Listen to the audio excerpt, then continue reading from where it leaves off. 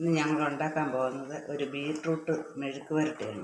അതിന് വേണ്ടിയിട്ട് 2 ചെറിയ ബീട്രൂട്ട് കീറി വെച്ചിട്ടുണ്ട്. അതിന് കൂടെ ഒരു 5 പച്ചമുളകും ഒരു സവാളയും കൂടെ അരിഞ്ഞ് വെച്ചിട്ടുണ്ട്. അത് ഒരു ചീനിച്ചട്ടിയിലോട്ടിട്ടുണ്ട്.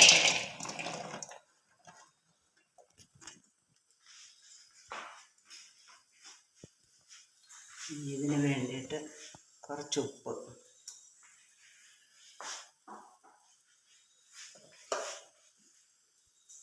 മഞ്ഞൾപ്പൊടി,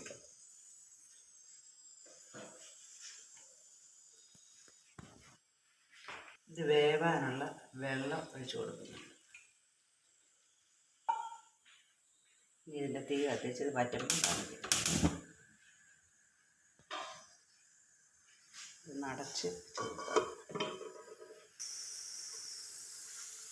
നമ്മുടെ മെഴുക്ക് വരട്ടിയുടെ ഇവിടെ റെഡി ആയിട്ടുണ്ട്. അതിന് ഞാൻ ഇതിന് കുറച്ചെണ്ണ മതി.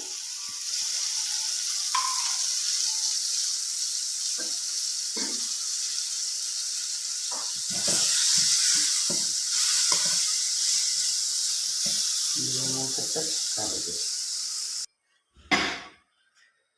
നമ്മുടെ ബീട്രൂട്ട് മെഴുക്ക് വരട്ടി ഇവിടെ റെഡി ആയിട്ടുണ്ട്.